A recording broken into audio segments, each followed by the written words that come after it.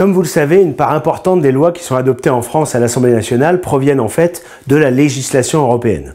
Dans ce processus, le Parlement européen joue évidemment un rôle central. Le Parlement européen est une institution qui est un peu éloignée des citoyens. Il est parfois difficile d'en comprendre à la fois le fonctionnement et les décisions.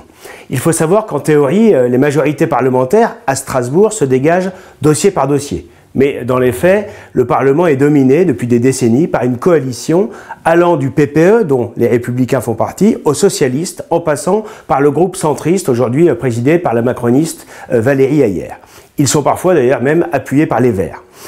Ainsi, au cours de cette législature, de 2019 à 2024, le PPE a voté 92% des textes avec les socialistes et les macronistes. De même, Ursula von der Leyen, qui était la candidate de Macron en 2019 pour la Commission européenne, est issue du PPE, une allemande de la CDU, et vient d'être désignée comme leur candidate pour 5 années supplémentaires à la tête de la Commission européenne, s'ils parviennent évidemment à maintenir leur coalition avec les socialistes et les macronistes. Ce qu'il faut comprendre, c'est que tout ce que l'UE a fait depuis des décennies, notamment au cours de la législature qui s'achève, le pacte vert, c'est-à-dire des contraintes, des normes pour nos industries, pour nos agriculteurs, pour nos entreprises, et le pacte migratoire, la répartition obligatoire des migrants en particulier, est la responsabilité conjointe des républicains, des socialistes et des macronistes.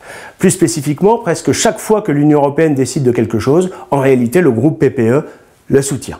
Toutes les défaites de la droite au Parlement européen sont causées par la lâcheté du PPE.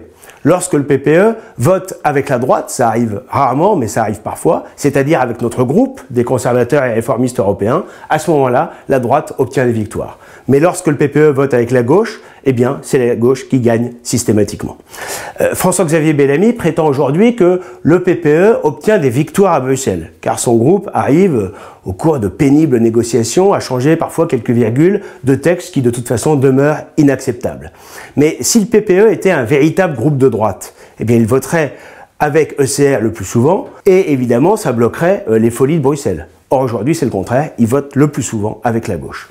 Dans cette configuration, le groupe Identité et Démocratie, auquel appartient le Rassemblement national, est en réalité isolé et totalement marginal. Personne ne travaille avec eux, sauf nous, le groupe ECR, parce que nous défendons le principe d'union des droites. Mais en clair, envoyer 25 ou 30 députés RN à Strasbourg n'a aucune conséquence sans avoir un groupe charnière fort qui peut vraiment battre Emmanuel Macron. Ce que propose Reconquête, avec Marion Maréchal et nos alliés conservateurs, c'est simple. Le 9 juin, notre groupe ECR peut devenir la 3e force politique du Parlement européen et donc battre les macronistes. Ça signifie que le centre de gravité du Parlement peut basculer à droite et que le PPE n'aura alors plus aucune excuse pour continuer de s'allier systématiquement avec la gauche. Voilà, ça signifie que le 9 juin, vous avez le pouvoir de faire élire un Parlement européen de droite en votant pour Marion Maréchal et la liste Reconquête.